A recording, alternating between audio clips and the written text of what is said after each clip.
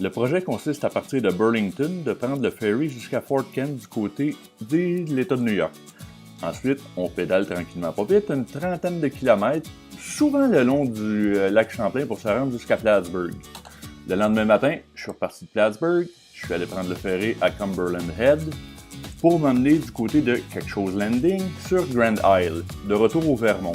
C'est bucolique, c'est magnifique, on roule dans les fermes sur le bord du lac. Normalement, quand on est chanceux et que la voie est en service, on traverse sur le lac Champlain sur une ancienne emprise ferroviaire, c'est magnifique. Au moment de mes visites, par contre, c'était pas disponible, ce qui fait que je suis allé découvrir un autre state park puis une autre route ici. En m'emmenant vers Colchester, je me suis rallongé d'une trentaine de kilomètres, c'est pas grave. On passe sous et on retourne sur l'autoroute, c'est vraiment long et plate.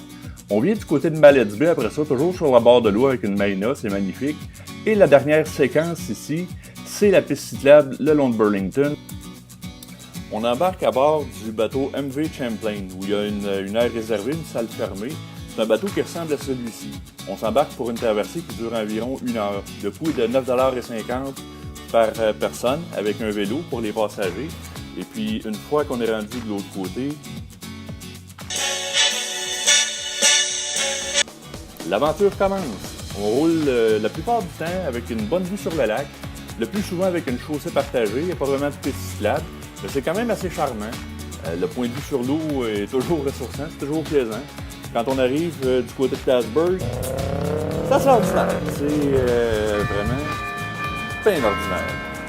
C'est drôle parce que on entend sonner les cloches à la messe de 4 heures, on est le 23 juin, ça nous rappelle que c'est la Saint-Jean-Baptiste. Plattsburgh. Ah, Plattsburgh.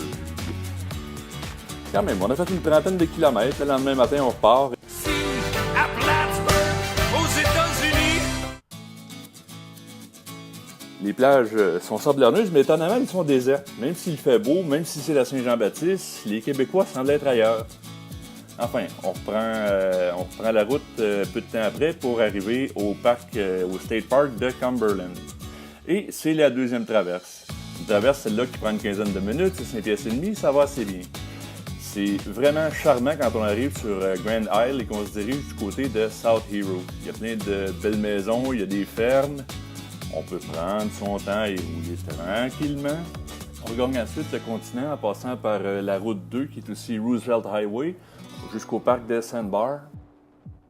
Yes, there were times I'm sure you knew where I bit off more than I could chew. Quand on est tanné de monter des côtes. Quand on prend son temps, on peut voir des choses assez bucoliques. On arrive du côté de Mallet's Bay, comme je l'avais mentionné au départ. Puis, éventuellement, on prend la piste cyclable qui est une ancienne emprise ferroviaire. On passe un pont ferroviaire. C'est vraiment magnifique, c'est relax. C'est une belle chaussée comme ça. On voit des belles habitations le long du chemin. On arrive du côté de North Beach, les plages du secteur nord de la ville de Burlington.